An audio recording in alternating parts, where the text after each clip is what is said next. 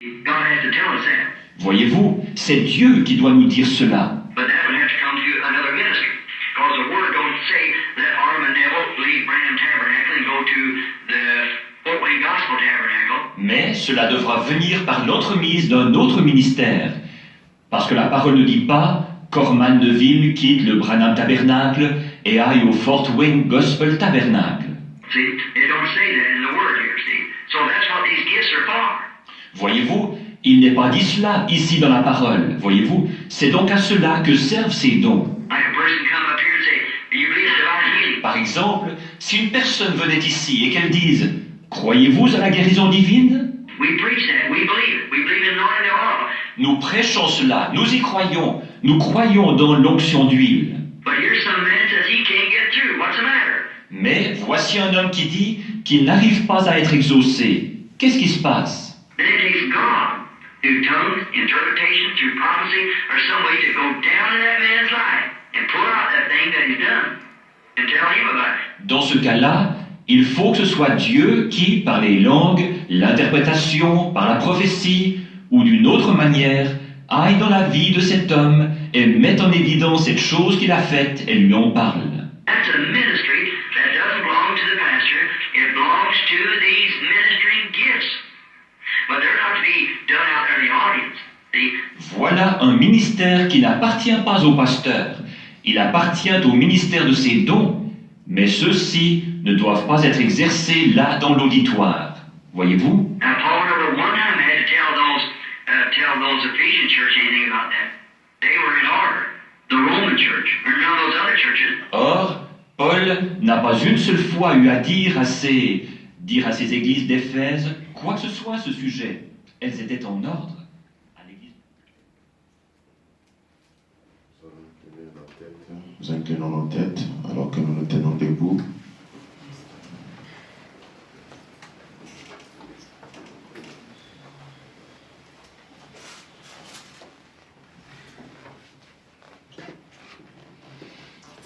Ma foi regarde à toi,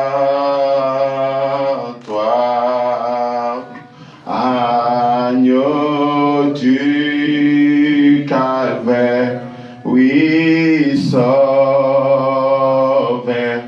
divin, oh, écoute-moi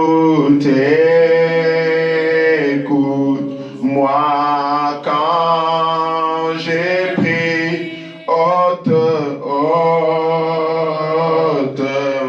tous mes péchés. Oh, laisse-moi dès ces jours être à toi. Oui, éternel notre Dieu, Père Tout-Puissant, notre foi regarde à toi maintenant, Seigneur Jésus-Christ.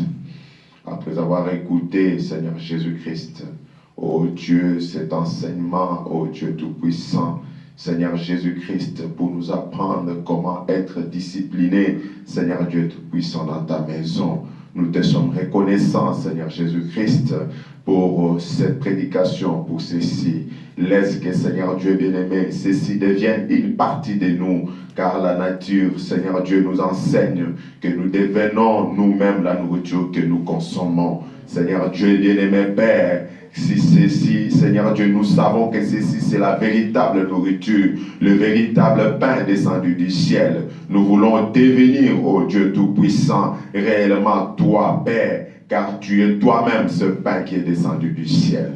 Sois avec nous maintenant dans cette autre partie, ô Dieu Tout-Puissant. Éternel Dieu bien-aimé, Père, rencontre-nous, Père, et parle-nous, car nous avons besoin de toi, Seigneur. Seigneur Jésus-Christ, tu connais mon insuffisance, Seigneur Dieu Tout-Puissant. Éternel Dieu, je ne compte que sur toi, ô Père, éternel Dieu de grâce, car ce peuple que tu as racheté à un grand prix, ô Dieu Tout-Puissant, n'est pas venu, ô Dieu bien-aimé Père, m'entendre un homme Père, car tout ce que je pourrais, Seigneur Dieu, sortir de ma bouche ne serait que la mort, Père. Seigneur Dieu, viens, ô Dieu Tout-Puissant, accorde-moi, Seigneur Dieu bien-aimé, ta grâce, afin que je sois tout simplement mis de côté, de telle sorte que toi, Seigneur Dieu bien-aimé, tu t'entretiennes avec ton peuple, Père. Seigneur Dieu, ils ont besoin de toi. Moi également, ô Dieu, j'ai besoin, Seigneur Jésus-Christ, que tu nous parles tous, ô Dieu, comme nous nous remettons à toi pour ta gloire. Nous te prions ici au nom de Jésus-Christ. Amen. Merci. Pendant que vous êtes debout, excusez, nous prenons l'écriture. Prenons Genèse 7. Le verset 7. Et Noé entra dans l'arche avec ses fils, sa femme et les femmes de ses fils pour échapper aux eaux du déluge. D'entre les animaux purs et les animaux qui ne sont pas purs, les oiseaux et tout ce qui se meurt sur la terre. Il entra dans l'arche auprès de Noé, 2 à 2, un mâle et une femelle, comme Dieu l'avait ordonné à Noé. 7 jours après, les eaux du déluge furent sur la terre. Amos 3, 7, car le Seigneur l'Éternel ne fait rien sans avoir révélé son secret à ses serviteurs, les prophètes. Amen. Vous pouvez vous asseoir. Nous remercions le Seigneur Jésus-Christ qui nous accorde encore l'occasion de venir nous tenir devant vous, afin de pouvoir partager un petit rien sur la parole de Dieu. Nous vous remercions, vous également, d'être venus, car si vous n'étiez pas là, nous n'aurions pas cette réunion. Sans plus tarder, vous savez que depuis le dimanche passé, nous avions parlé sur l'accomplissement de la vision. Nous avons énuméré 7 visions, selon que Frère Branham les a toutes énumérées. Ce sont des visions qu'il a vues en 1933.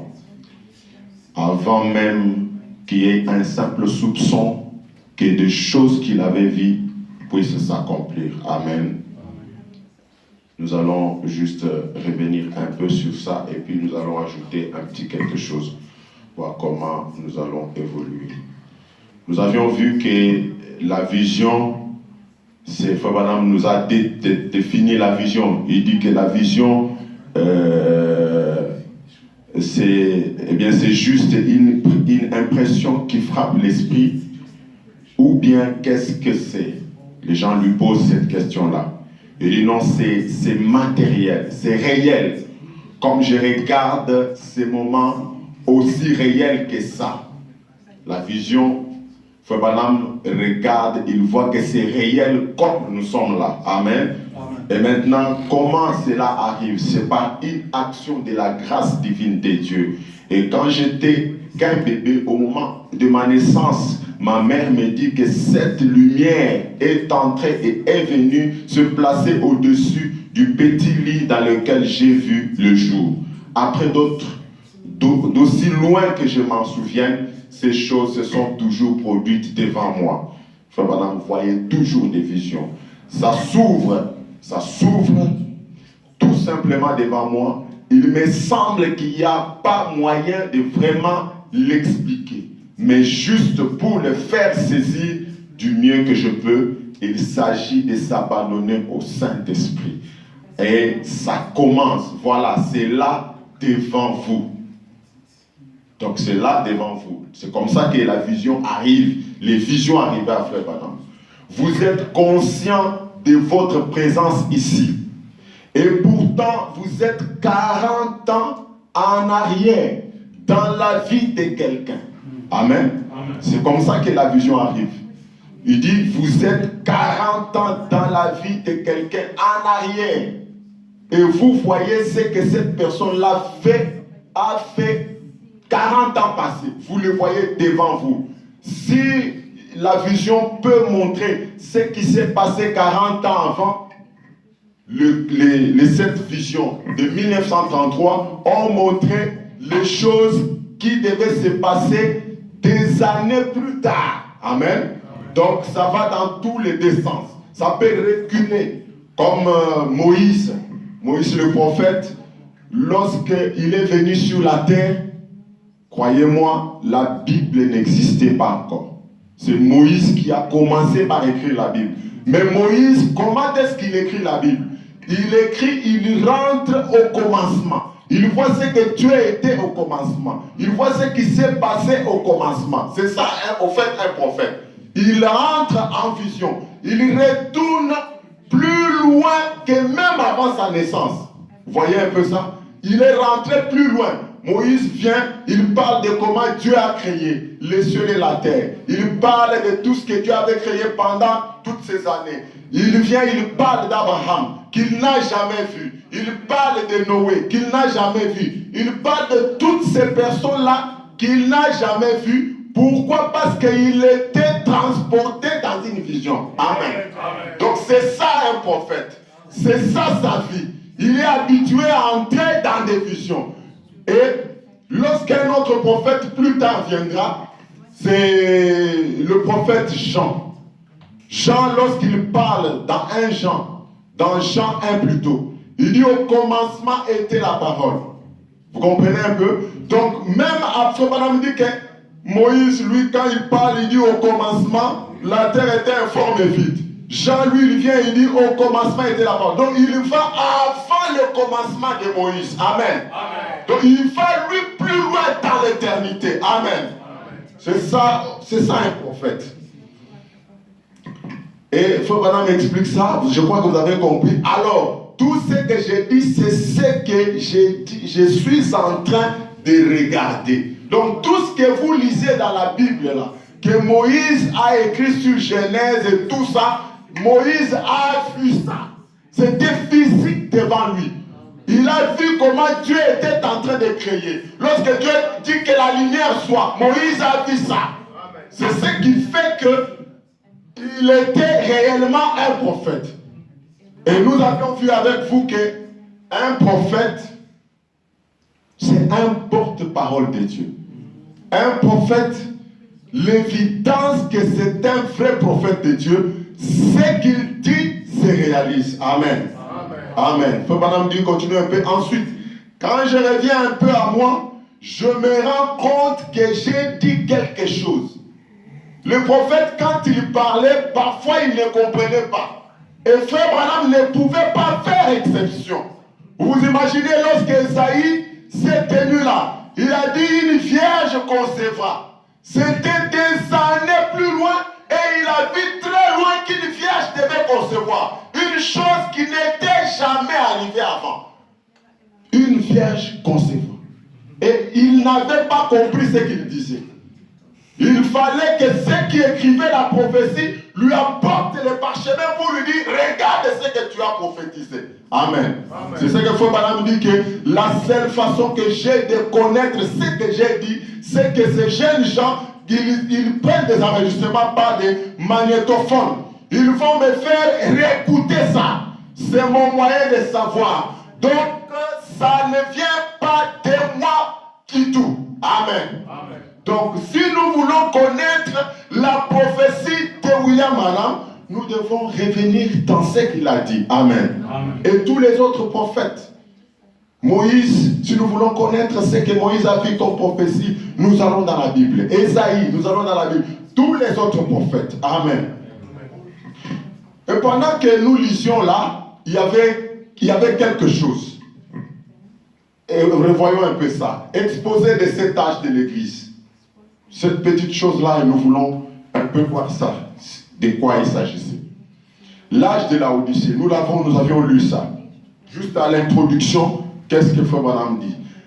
L'âge de la Odyssée a commencé vers le début du XXe siècle, peut-être en 1906. Combien de temps durera-t-il? En tant que serviteur de Dieu, qui a eu des quantités de visions. Écoutez bien.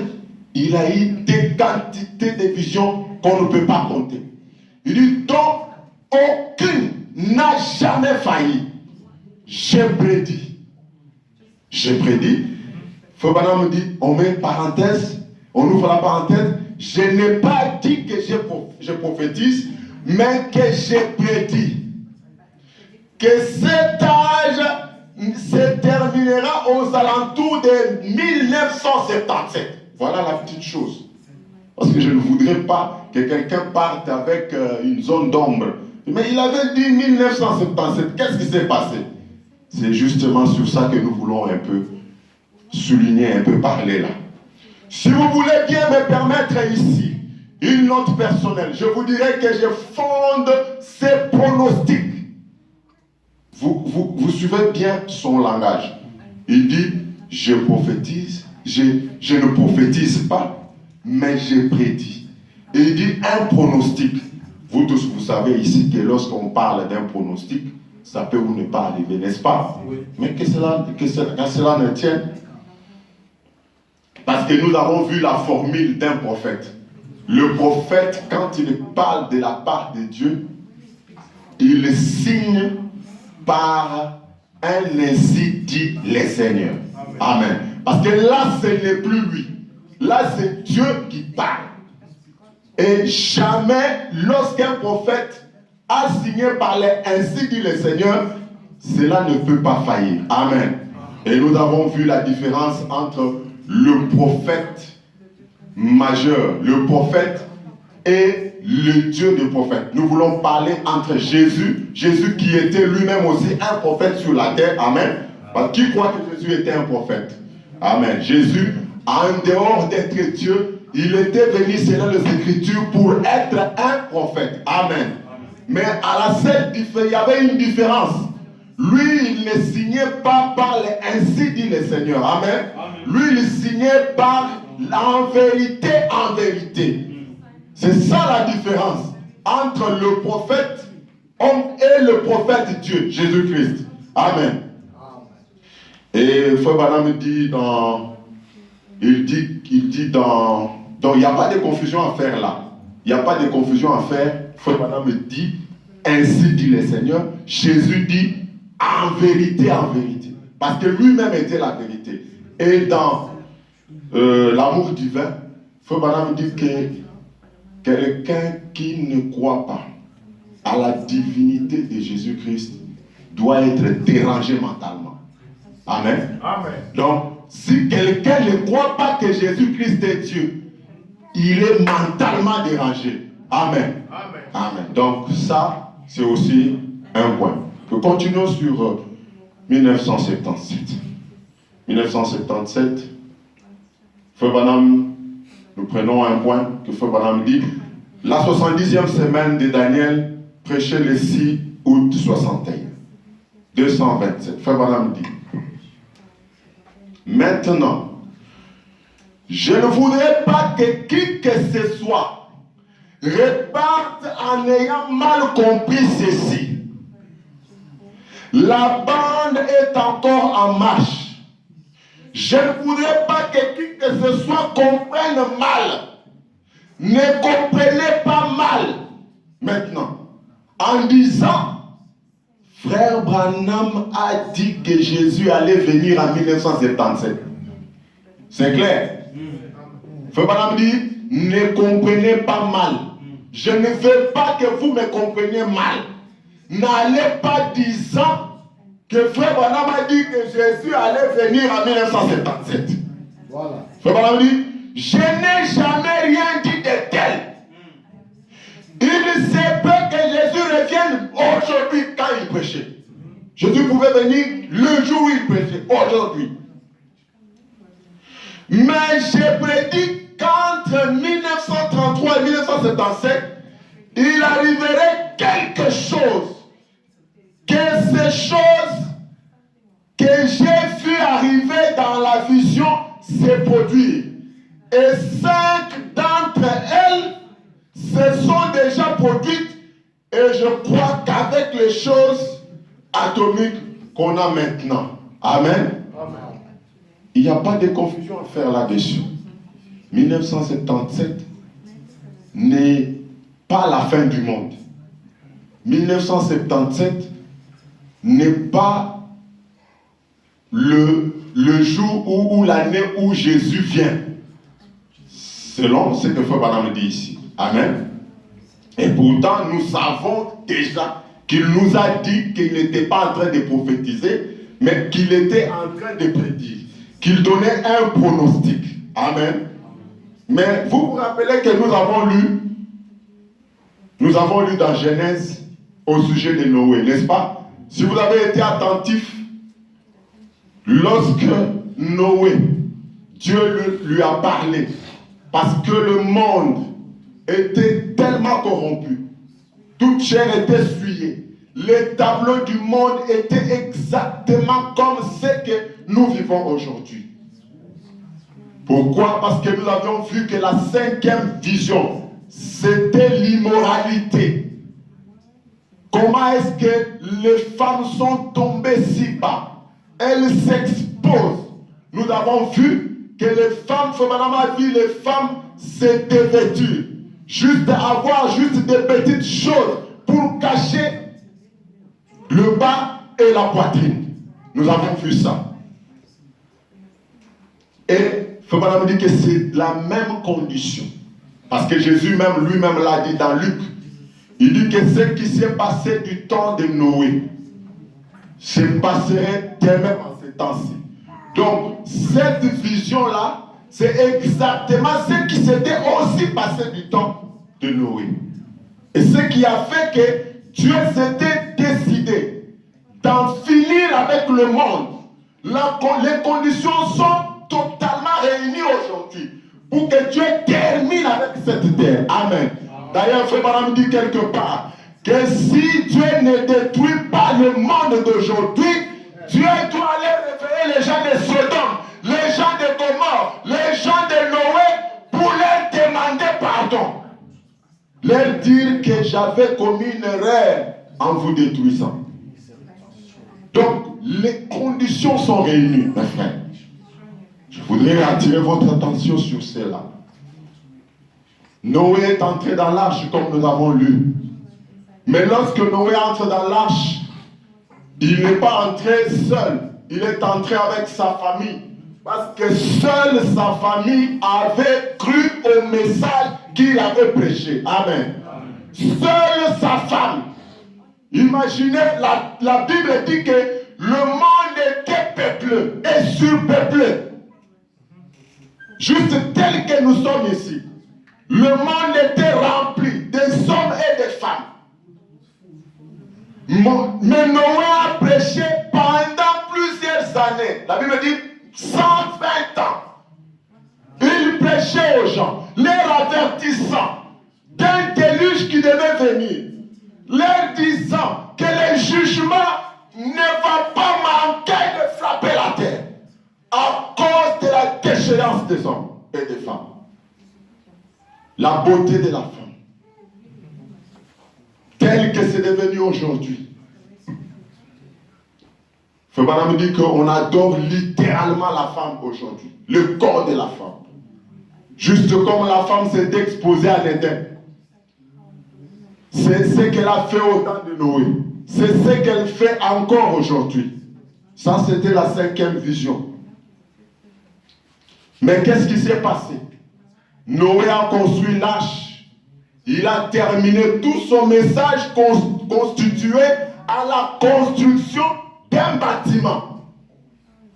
Et le salut pour que Noé, puisque le salut que Noé était en train d'offrir à l'humanité, c'était les bâtiments qu'il construisait de ses propres mains.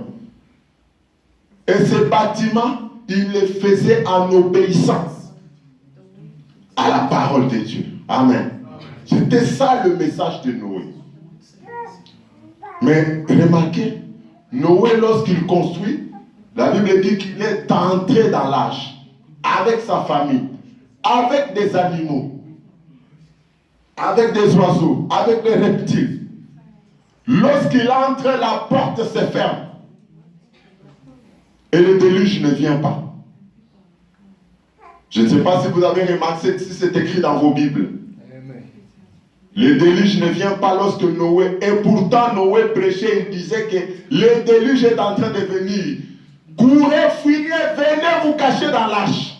Dieu va détruire ce monde. Et les gens ricanaient. Les scientifiques de ce temps-là, ils étaient tellement avancés dans la science. Jamais il y avait une pluie qui était tombée avant ça.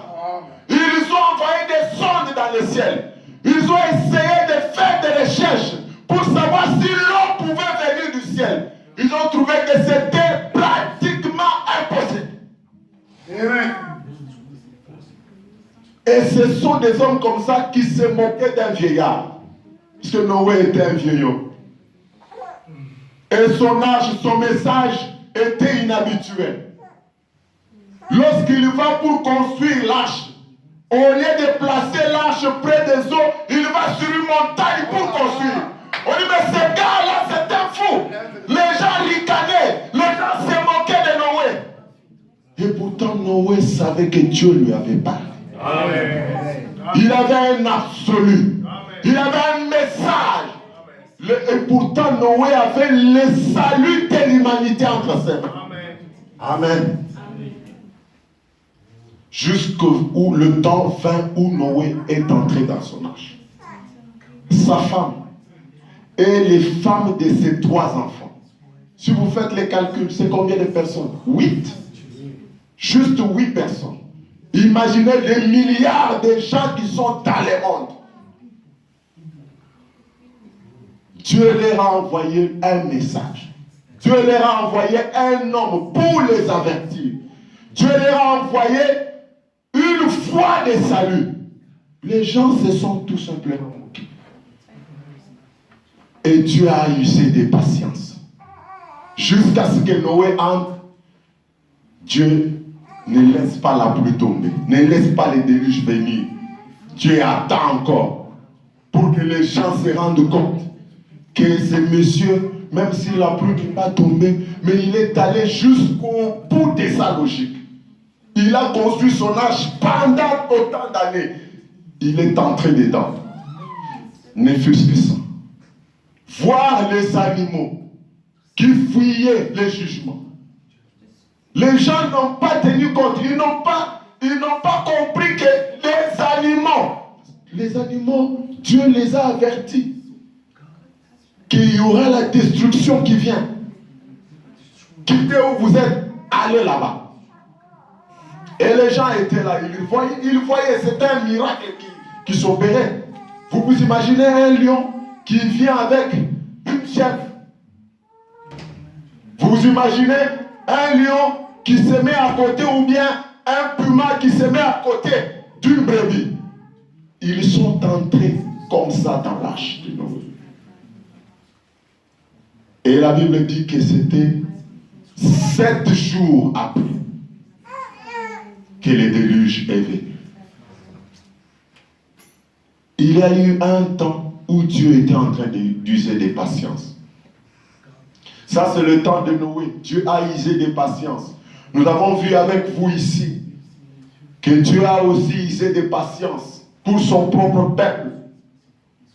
En Égypte, Dieu avait déjà fait la promesse disant à Abraham que mon peuple, ta descendance verra dans un pays étranger 400 ans. Ça, c'est Dieu qui a parlé. Si c'était un prophète, il dirait, ainsi dit le Seigneur, 400 ans. Vous imaginez ça? Ça, c'est Dieu qui parle. C'est lui qui jure par lui-même. Parce qu'il n'y a pas plus grand que lui. Il dit 400 ans. Et c'était fini. 400 ans. Mais quand la Bible parle, la Bible dit le séjour dans l'Exode. Le séjour des enfants d'Israël en Égypte fut de 430 ans. Donc vous voyez qu'il y a encore plus 30 ans. Donc un temps rajouté. Comme pour dire, quand les gens sont en train ils sont dans un jeu de ballon, quand des équipes sont en train, ils sont en éliminatoire, ou bien ils sont au final, on doit à tout prix avoir un vainqueur. Amen. On ne peut pas laisser qu'ils aillent match nul. Non. On doit à tout prix avoir un vainqueur. Et pour cela, s'ils font, parce que le temps qu'on donne, c'est 90 minutes. Si au bout de 90 minutes, il n'y a pas un vainqueur, on leur donne encore du temps. Une prolongation. Et ils ont pris ça d'où? Ils ont pris ça du principe de Dieu. Dieu qui use de patience, qui regarde, qui a du mal à ce que l'humanité périsse. Il leur donne encore une chance. Il donne 7 jours pour Noé. Au temps de Moïse, Dieu devait déjà sortir le peuple. Mais il regarde le peuple, il voit que le peuple n'était pas prêt. Vous connaissez comment nous avons parlé, c'est la Bible qui le dit. Si nous faisons un petit calcul, Moïse a sorti le peuple quand il avait 80 ans. Donc si nous faisons 430 ans, moins 80 ans, vous voyez que c'est autour de 350, excusez. 350 ans, Dieu était déjà prêt. Il a envoyé un bébé sur la terre. Dieu a envoyé un libérateur.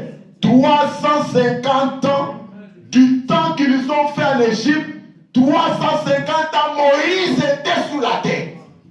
Parce que Dieu ne voulait pas être en retard par rapport au rendez-vous que lui-même avait donné. Dieu s'est imaginé qu'à ces années-là, Moïse était né et à 400 ans, Moïse devait les emporter. Moïse naît. Quand il atteint 40 ans, Moïse va circuler dans les camps des esclaves. À 40 ans, il va visiter ses frères. Il va visiter ceux de son espèce, ceux de sa race. Et vous savez ce qu'il y a eu là-bas? Il a tué un Égyptien pour sauvegarder, parce qu'il était né pour protéger Israël. C'était ça le but pour lequel il était né sur la terre. Il s'en va, le jour suivant il revient. Il trouve maintenant 2 Hébreux en train de se disputer. Il dit, mais qu'y a-t-il entre vous deux? Vous devrez avoir compassion entre vous parce que vous souffrez tous les deux. L'autre lui dit, tu veux me tuer comme tu as tué l'Égyptien hier. La Bible déclare, et Frère Branham à l'appui, il dit qu'il n'était pas prêt. Le peuple pour lequel Dieu avait envoyé Moïse n'était pas prêt pour le départ, pour l'exode, pour la sortie, pour la liberté. Il n'était pas prêt. Et Dieu voit que sinon, quand on arrive à 400 ans, je n'aurai personne. Je n'aurai personne à libérer. Alors, Dieu inspire à Moïse, fuis. Moïse s'en va. Il va dans le désert. Il fait encore 40 ans là-bas. Jusqu'à 430 ans, Moïse revient maintenant. C'est là même que Dieu le rencontre dans le buisson. Il vient pour libérer le peuple. Et le peuple, cette fois-ci, était prêt à partir et à sortir de l'Égypte. Dieu a encore usé de patience. De patience pour son peuple. Vous voyez un peu, Dieu peut changer sa pensée au sujet de sa pensée, même le titre de Frère Branham. Dieu lui-même qui avait dit, ça ce n'était pas un pronostic, ça ce n'était pas quelqu'un qui prédisait, ça c'est le ainsi dit le Seigneur, ça c'est Dieu lui-même qui parle, celui qui gère par lui-même. Il dit 400, mais quand il arrive sur le terrain, il se rend compte que non, je ne peux pas faire ça. Moi, je dois sauver ces gens. J'avais fait la promesse à leur patriarche que je devrais les sortir. Alors, mon calendrier, je le mets de côté. Que je les suive dans leurs caprices. Jusqu'à ce qu'ils comprennent que Moïse a été envoyé pour eux. Amen. Oh, Dieu est vraiment miséricordieux. Donc vous comprenez déjà que 1977, que les critiques ne vous effrayent pas. Oh, Frère Branham avait dit 1977, c'était un faux prophète parce qu'il avait dit 1977. Non, ces gens-là ne connaissent pas la Bible. Connaissent pas la Bible. Parce que s'ils connaissent la Bible, ils comprendraient qu'il y a quelque chose. Dieu peut encore user de patience. Et peut-être tout se serait arrêté depuis 1977. Mais Dieu use de patience. Évolue encore un peu.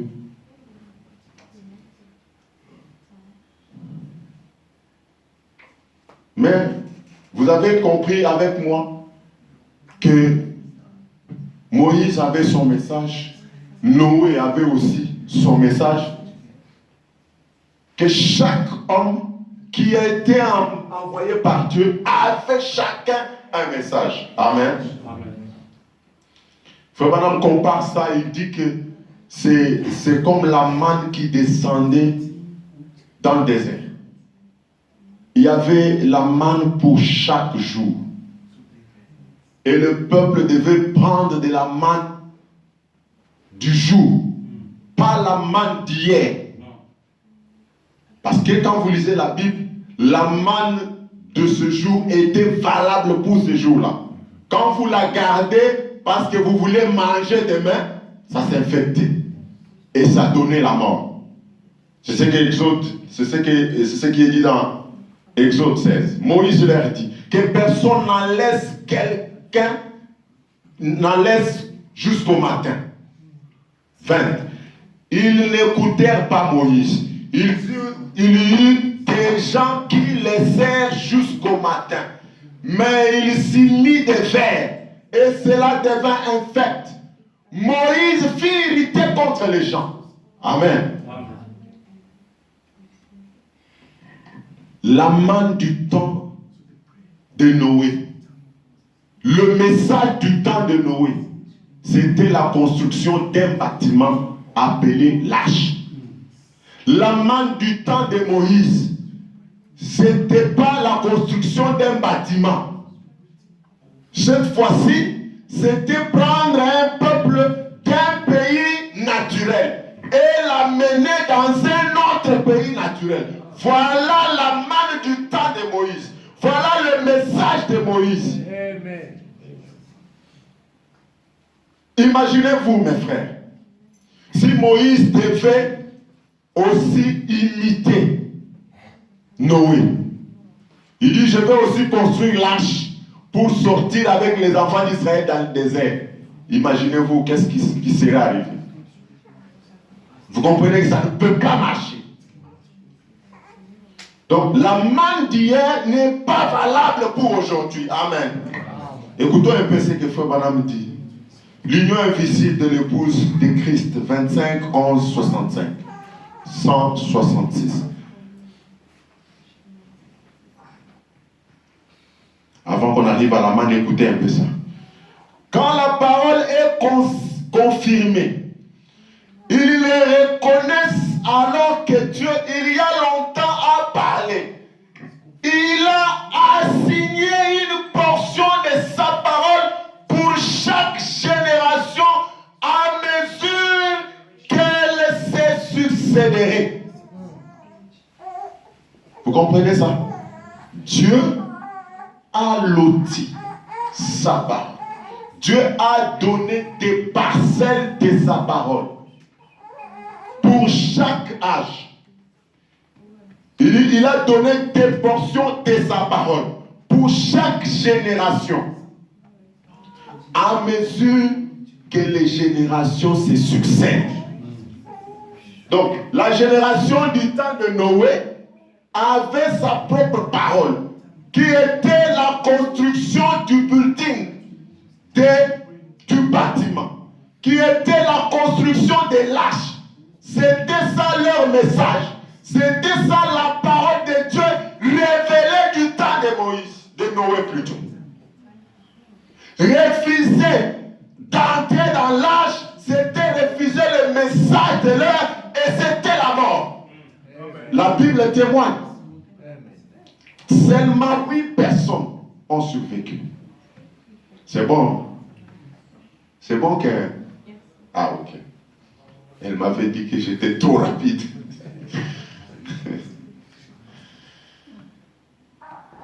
Vous comprenez? Dieu a assigné une portion de sa parole pour chaque génération, à mesure qu'elle s'est succédée.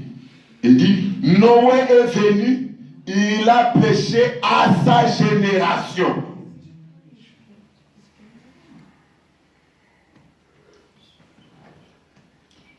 Et comme Noé était venu, il a prêché à sa génération, il entre dans l'arche. Dieu attend encore 7 jours. Il faut vraiment me dire, Dieu tient sa parole. 7 avril 57. Paragraphe E77 ou paragraphe 26. Écoutez, maintenant, si vous remarquez, il a dit que ce qui arriva du temps de Noé, avant le déluge, c'est ce qui arriverait. Vous comprenez que Dieu a promis que ce qui était arrivé du temps de Noé, c'est ce qui arriverait aujourd'hui. Et Dieu ne voulait pas qu'aucun périsse. Si du temps de Noé, Dieu n'a pas voulu qu'aucun ne périsse. Mais cela ne dépendait pas de Dieu. Leur mort. Dieu ne voulait pas. Dieu n'a pas voulu qu'aucun périsse. Dieu ne voulait pas qu'aucun périsse, mais il voulait que tous arrivent à la repentance. Amen. Alors, il a usé beaucoup de patience. Amen. Tu as usé de patience. Dieu a pu donner la force à un vieux homme pour construire l'arche. Tout ça, c'était la patience de Dieu. Dieu crée quelque chose d'inhabituel. Les animaux entrent dans l'arche. Dieu usait de patience. Dieu laisse entrer Noé dans l'arche. Il dit entre. Dieu use de patience. L'étape du déluge, écoutez, l'étape du déluge aurait dû avoir lieu bien avant. Écoutez, là-bas en Égypte, ça aurait dû avoir lieu bien avant. Nous avons quitté Noé, n'est-ce pas? Nous sommes déjà en Égypte. La libération des enfants d'Israël aurait dû avoir lieu bien avant. Saisissez-vous cela?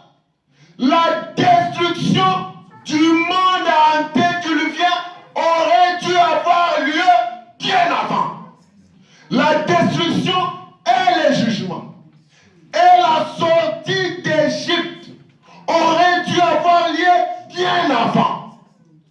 Il y a eu une prolongation de 40 ans. Amen. Amen. Dieu a prolongé le temps. Juste pour que les gens reviennent à la repentance. Que les gens comprennent que les jours, c'est dangereux maintenant. Les jours sont mauvais, il faut racheter le temps. C'est ce que Jésus a dit. Dieu a pu ajouter une autre génération juste pour user sa patience, pour que son peuple, tous unanimement, comprennent que cet homme de Moïse est venu pour nous, pour notre salut, pour notre liberté. Évoluez encore un peu.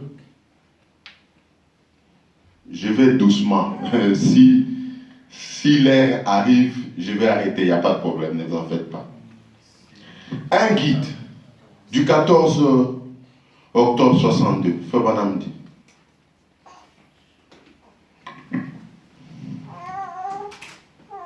Nous avons déjà vu que Dieu a loti sa parole, où Dieu a assigné. Il a il a donné des portions de paroles dans des générations. Portions de sa parole dans des générations. À mesure qu'elle s'est succédée. Maintenant, écoutez. Dieu, dans l'Ancien Testament, il a envoyé des prophètes. Est-ce que Noé était un prophète? Oui. Moïse était-il un prophète? Ésaïe était-il un prophète? Oui. Zacharie en était-il un? Zacharie était-il un prophète? Oui. Samuel était-il un prophète? Oui. Mais tous ces gens-là, Dieu les a envoyés. C'était des guides. Amen. Amen. Puisque la parole du Seigneur est venue aux prophètes. C'était des guides. Ils donnaient des directives aux gens. Comme nous les disions hier soir en parlant d'Esaïe d'Osias. Ils recevaient des directives. Ils donnaient des directives aux gens. Et ils les guidaient. Et donc, Dieu a toujours envoyé des guides. Amen. Dieu a toujours envoyé ses guides. Amen. Toujours. Amen. Écoutez, il n'y a jamais eu un temps où il n'y a pas eu de guides tout au long des âges. Est-ce que vous comprenez ça? Il n'y a jamais eu un temps sans un guide sur la terre. Ça n'existe pas. C'est ce que Frère Branham dit. Dieu a toujours envoyé des prophètes. Un temps sans prophète. Ils ont raté.